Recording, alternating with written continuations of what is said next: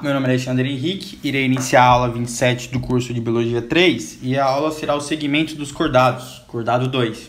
Na aula anterior a gente estudou os protocordados, que são definidos como os agnatostomados e gnatostomados. O agnostomados não tem a mandíbula e o gnatostomados começa a surgir a mandíbula a partir dos seus arcos branquiais e das fendas branquiais, formando assim um arco mandibular. Então, a partir dos peixes, todos os animais têm mandíbula, portanto, peixes, anfíbios, répteis, aves e mamíferos, todos têm mandíbula. Bom, iremos estudar nessa aula os peixes e os anfíbios. Os peixes, vamos estudar a anatomia externa. Há dois grandes grupos de peixe, condrictes e osteites. Os condrictes têm esqueleto cartilaginoso e seus representantes são tubarão, cação, raia e quimera. Os osteictes são os peixes ossos e possuem grande número de espécies, como sardinha, linguado, robalo, pescada, truta, traira e brage. Bom, os peixes têm dois tipos de nadadeiras, as ímpares, as dorsais e a caudal, e as pares, as peitorais e as pélvicas, uma de cada lado do corpo. Osteites e condrictes diferenciam em relação às nadadeiras. A nadadeira caudal do osteites geralmente é simétrica ou homocerca. A parte superior e a inferior têm o mesmo tamanho. Nos condrictes, portanto, no tubarão, essa nadadeira é assimétrica ou heterocerca. A parte superior é maior que a parte inferior. Os osteites têm uma nadadeira ímpar a mais, a anal. O ânus localiza à sua frente. Então, o ânus se localiza na frente da nadadeira ímpar anal. Nos condrictes machos, há clasper, constituído por dois apêndices cartilaginosos e que funciona como órgão copulatório. Então aqui estão as imagens da nadadeira, o dos condrictes e osteites. Os osteites apresentam boca terminal, isso é, localizado na extremidade anterior do corpo, enquanto que a boca dos condrictes tem posição ventral, então tem uma diferença na boca também. Enquanto que a dos osteites tem uma boca na parte terminal, o dos condrictes tem na parte ventral. As brânquias do osteites são recobertas pelo opérculo, uma espécie de tampa que protege as brânquias, mas permite o fluxo de água. Os condrictes não têm opérculo, exceto a quimera. Suas fendas faringianas são visíveis na superfície lateral do corpo. Portanto, você consegue ver as fendas branquiais dos peixes condrictes. A pele dos peixes normalmente tem escamas. Nos condrictes, elas são denominadas placoides e originam-se da epiderme e da derme. A parte epidérmica mais externa é o esmalte. A parte dérmica mais interna é a dentina. Assim, essas escamas apresentam homologia em relação aos dentes humanos. Se você tocar numa pele de um peixe, ela tem a mesma textura do que o seu dente humano. Assim, essas escamas apresentam homologia em relação aos dentes. Como exemplo, podemos citar os dentes do tubarão, que são escamas desenvolvidas na região da boca. As escamas de osteites são de dois tipos principais, cicloide e quitenoide, sendo recobertas pela epiderme e com origem dérmica. A pele dos peixes ósseos, osteites, costumam ser escorregadia devido à secreção gerada pela atividade de glândulas epidérmicas. Quando você pega no peixe, ele é escorregado, porque ele tem umas glândulas que deixam o seu corpo com uma textura apolar para ter um melhor movimento na água.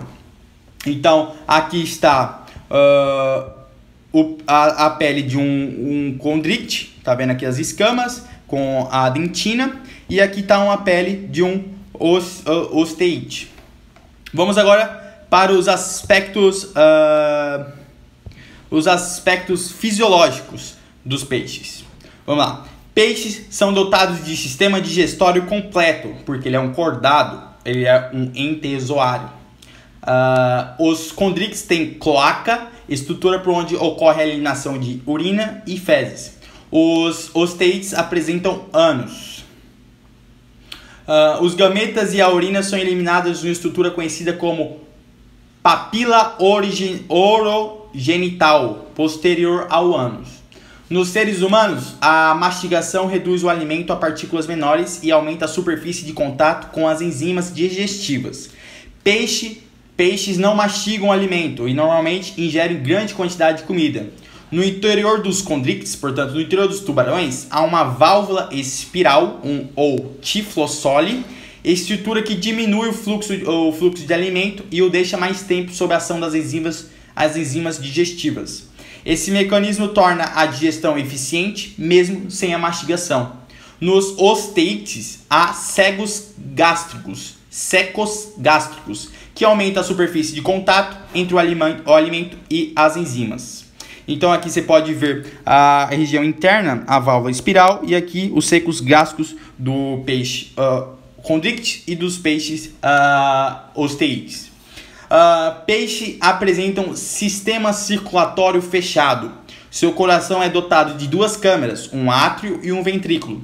No entanto, não será discutido detalhadamente a circulação dos peixes, pois isso ocorrerá de maneira mais apropriada depois dos estudos da fisiologia da circulação em seres humanos. A temperatura do corpo dos peixes varia de acordo com a sua temperatura do ambiente. São denominados heterotermos ou pecilotermos, antes conhecidos como animais de sangue frio. Então eles não controlam a sua temperatura. Só quem começa a controlar a temperatura são as aves e os mamíferos, e assim sucessivamente. O sistema excretor dos peixes apresenta um rim situado em uma posição dorsal. A urina é eliminada por meio da cloaca em condrictes ou por meio da abertura urinária da papila orogenital dos osteites. Peixes têm respiração tipicamente branquial. Nos condrictes há espiráculos, fendas branquiais modificadas, que permitem o fluxo de água do ambiente para as brânquias ou em sentido contrário. As brânquias são estruturas também relacionadas com a eliminação de excretas. Osteites apresentam amônia e condrictes eliminam ureia. A ureia em tubarões tem um importante papel no equilíbrio osmótico, como será visto na fisiologia do sistema excretor. Há peixes diponóicos, como a piramboia, que além das brânquias tem um pulmão primitivo. Esses peixes sobem até a superfície da água e obtêm gás e oxigênio diretamente do ar. Peixes ósseos apresentam a bexiga natatória, também conhecida como vesícula gasosa, uma estrutura que contém ar e realiza trocas gasosas com o sangue de sua parede, envolvendo principalmente gás e oxigênio. O gás oxigênio que vai para o sangue é eliminado com a água através das brânquias. O gás oxigênio dissolvido no sangue pode passar para o interior da bexiga natatória. A bexiga natatória permite o peixe controlar sua densidade corporal, adequando ao nível da água em que se encontra, porque ele pode botar ar nessa bexiga natatória e aumentar, portanto, o seu volume, o que diminui sua densidade e ele sobe. E se ele diminuir o volume, ele aumenta sua densidade e desce. Isso tudo com a bexiga natatória, que posteriormente vai virar o pulmão dos anfíbios e répteis. Perto da superfície, a pressão da água é mais reduzida. Com o aumento da profundidade, a pressão da água aumenta. Quando o peixe ósseo nada em direção à superfície, a tendência da bexiga natatória é sofrer expansão para que a densidade diminua e ele suba. Se isso ocorrer de maneira muito rápida, o animal terá uma subida descontrolada para a superfície. Assim, o animal vai controlando com suas nadadeiras a subida e vai enviando gás da bexiga natatória para o sangue. Isso reduz a quantidade de gás da bexiga e equilibra a densidade do animal ao nível atingido, sem realizar um grande esforço muscular para subir ou descer no mar. Quando o animal vai para o fundo, passa a um nível com elevada pressão da água. Isso determina uma grande compressão da bexiga natatória. Portanto, se o volume diminui, a densidade aumenta, ele desce ainda mais, provocando um ajuste da sua densidade, adequando para esse nível de profundidade. Então, quando ele quer subir ou descer, ele aumenta a bexiga natatória ou diminui a bexiga natatória para ter uma diferença na densidade do corpo do animal e subir ou descer sem gasto de energia. O sistema nervoso é mais complexo do que os dos ciclostomos, dos protostomos, tendo estruturas sensoriais diversificadas como receptores olfativos, olhos e a linha lateral. A linha lateral, ó, presta atenção nessa linha lateral aqui, ó. Eles têm uma linha lateral. A linha lateral. A linha lateral está localizada de cada lado do peixe e tem um longo tubo central ligado à superfície do animal por diversos canais. Variações de pressão e de movimento da água estimulam receptores ligados a nervos que conduzem informação no sistema nervoso. Muitos tubarões são equipados com sensores que captam campo elétrico gerado pela atividade nervosa dos animais. Os tubarões, eles têm uma parte no seu ventral que ele consegue captar a atividade nervosa dentro da água. Então aqui está a linha lateral e aqui está a derme do peixe. É muito próxima da derme. É o principal fator que você não pode bater nos aquários, porque quando você bate no aquário, você gera uma onda dentro da água e essa onda se propaga em todas as direções e acaba afetando o peixe. Ele fica estressado quando você bate no aquário. O esqueleto constitui uma estrutura de sustentação e de proteção a vários órgãos. Também é importante também é uma importante reserva de cálcio e de fósforo para o organismo. O esqueleto dos peixes é leve e isso é bem adaptativo à vida aquática, pois boa parte da sustentação é propiciada pela própria água. Ele é dividido em duas partes, axial e appendicular, inclui as nadadeiras. O esqueleto axial corresponde ao eixo de sustentação do corpo, sendo constituído por caixa craniana, mandíbulas, arcos branquiais e coluna vertebral. A caixa craniana protege o encéfalo. As mandíbulas são empregadas na obtenção de alimento. Os arcos branquiais permitem a sustentação mecânica das brânquias e a coluna vertebral protege a medula espinhal, seu sistema nervoso central, seu sistema nervoso periférico. Da coluna vertebral saem ossos que correspondem às costelas, são os espinhos do peixe. O esqueleto apendicular tem a cintura peitoral ligada à coluna vertebral e às nadadeiras peitorais. As nadadeiras são dotadas de raio de sustentação que saem da base e se abrem de maneira similar a um leque. Peixes não têm cintura pélvica, estrutura óssea presente em vertebrados terrestres e que nela se articula como os membros posteriores. Então não tem a pelve. A coluna vertebral está unida às nadadeiras pélvicas por meio de ligamentos. Portanto, tecido conjuntivo modelado. Há espécies de peixe que apresentam nadadeiras lobadas, de aspecto mais carnoso e com a disposição de ossos diferentes daquelas padrão em raios. É o caso dos sarcopterygios, como o selantanto. Atribui-se uma ligação evolutiva entre esse grupo de peixes e os vertebrados terrestres. Atualmente, os peixes não pertencem ao grupo dos condrictes. Não, são separados em duas classes, os teiques ou actinopterígios, tipnoicos e os sarcoptérios ou actinistas. Reprodução dos peixes. Os condrictes têm fecundação interna. O clasper é o órgão copulatório que transfere gametas do macho para a fêmea. O desenvolvimento é variado, podendo haver espécies ovíparas, vivíparas ou ovivíparas. Nessas espécies ovíparas, a fêmea elimina o ovo na água. No interior desse ovo há um embrião que é nutrido pelas suas abundantes reservas, portanto é um ovo. Dele emerge um novo organismo semelhante ao adulto. Nas espécies vivíparas, os embriões desenvolvem-se no interior da mãe e são ligados à parede do sistema reprodutor feminino. Os nutrientes e o gás oxigênio são transferidos do sangue materno para o embrião. Não há uma placenta verdadeira, mas uma estrutura análoga. Nas espécies ovivíparas, o embrião desenvolve no interior da mãe, mas é nutrido por reservas presentes no ovo. No Osteites, ocorre fecundação externa, com macho e fêmea liberando seus gametas na água. O embrião desenvolve em formas jovens, denominados alevinos. Também há espécies vivíparas. Aqui então falamos de todos os peixes, falamos do sistema circulatório, temperatura corporal, sistema digestivo, excreção, trocas gasosas, sistema nervoso e esqueleto. Agora a gente vai dar uma olhada nos vertebrados e falar um pouco dos anfíbios. Falar todos dos anfíbios, falar a verdade. Os vertebrados terrestres. Os vertebrados terrestres são originalmente dotados de 4 membros, sendo por isso designados como os tetrápodes. Os grupos atuais de tetrápodes são anfíbios, aqui está os anfíbios, aqui está os répteis, as aves e os mamíferos. Anfíbios compreendem sapo, rã, perereca, salamandra e cobra cega. Tem pele fina e permeável com capacidade de realizar trocas gasosas. Geralmente tem fecundação externa e o desenvolvimento é indireto. Répteis inclui jacaré, tartaruga, jabuti e lagarto. Sua pele é impermeável e tem respiração exclusivamente pulmonar. Sua fecundação é interna, geralmente apresenta ovo com casca e o desenvolvimento é direto. Aves constituem um ramo evolutivo muito próximo ao grupo atual dos crocodilos. Inclui pássaros, pombos, patos, pinguins, garças, pelicanos e gaviões. A pele é impermeável e dotada de penas. Muitos são capazes de voar. Mamíferos são descendentes de outra linhagem de répteis. Eles têm pelos e glândulas mamárias. O que define um mamífero é justamente os pelos e as glândulas mamárias e as glândulas sudoríparas.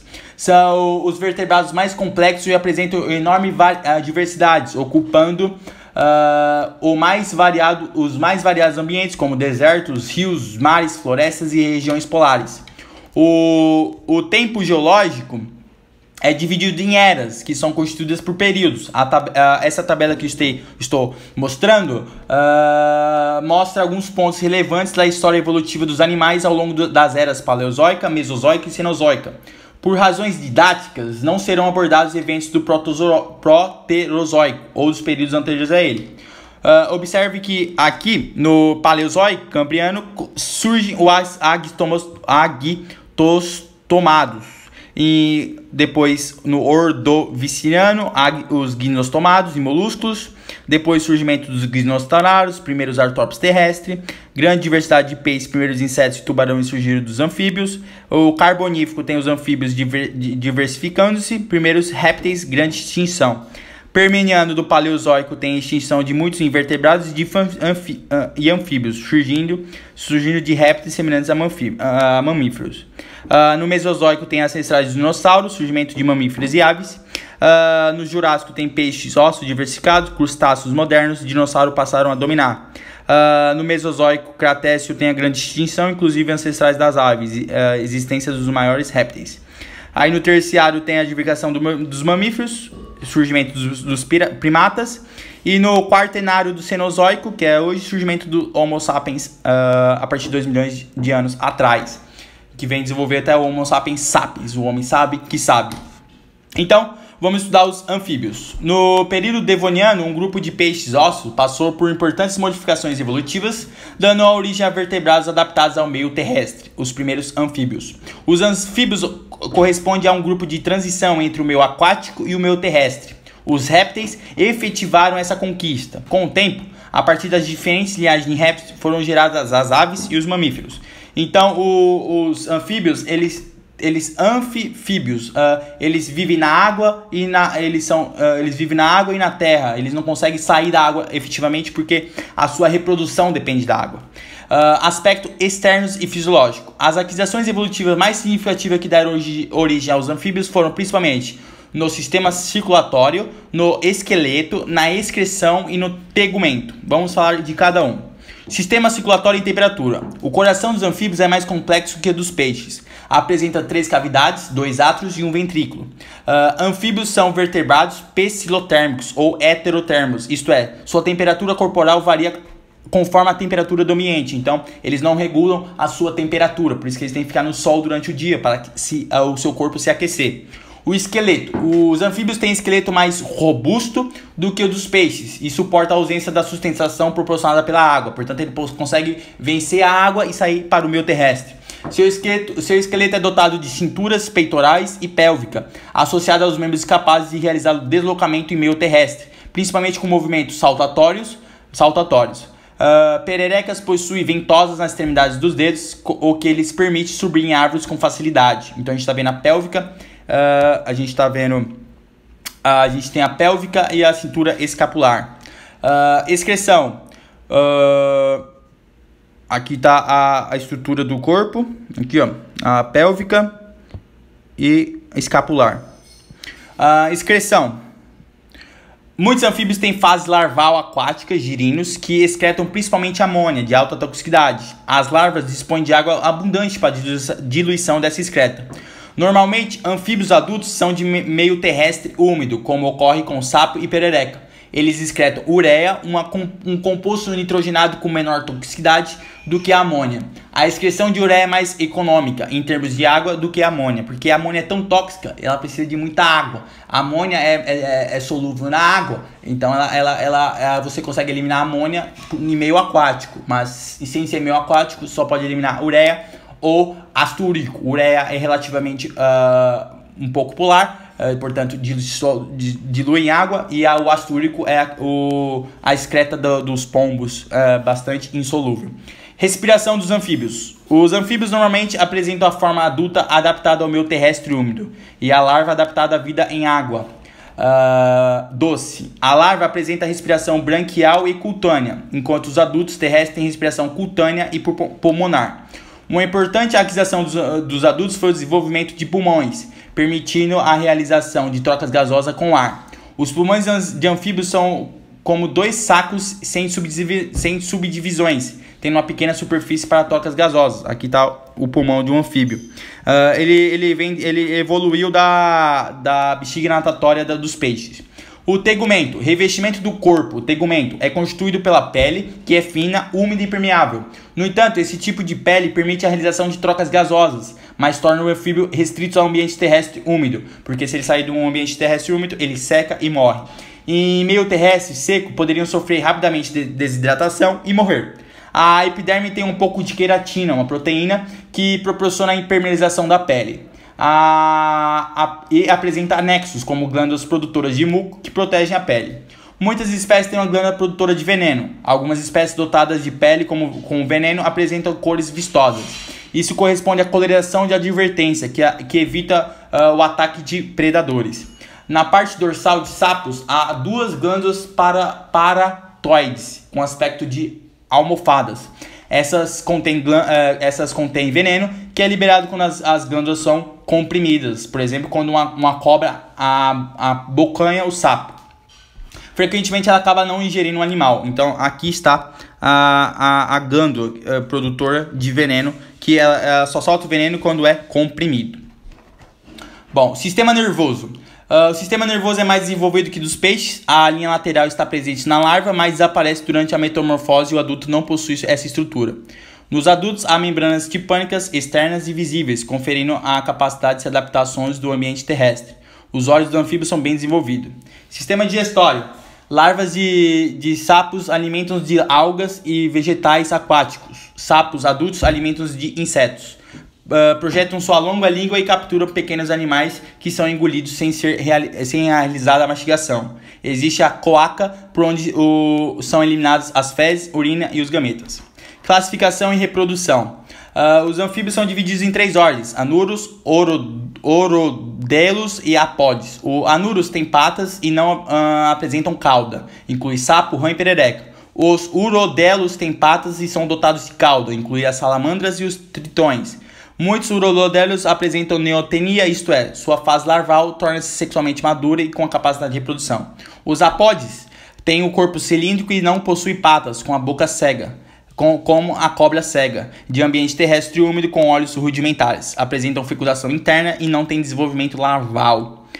Os anuros urodelos são dioicos com fecundação externa. Os ovos não têm casca e são bastante suscetíveis ao ressecamento. Os embriões geram larvas, as larvas dos sapos e das ãs são girinos. O girino sofre metamorfose e se desenvolve um indivíduo adulto. O girino tem cauda empregada em sua natação. A respiração é branquial e também cutânea. O animal apresenta linha lateral, como ocorre nos peixes. Com o desenvolvimento do girino, ocorre o desaparecimento da cauda e das brânquias. Muitos animais da cauda da larva são reabsorvidos e empregos na construção de diversas estruturas do adulto, como as patas. Essa mudança envolve a atividade de enzimas lisossômicas, portanto, que come a pele. Então aqui está o desenvolvimento do girino até a chegada do sapo. Ele sofre uma metamorfose em que ele perde a cauda e transforma a sua respiração de branquial para pulmonar e cutânea. Ok? Deixa o like se você gostou da aula. Até a próxima, até as aulas dos répteis, aves e mamíferos. Tchau!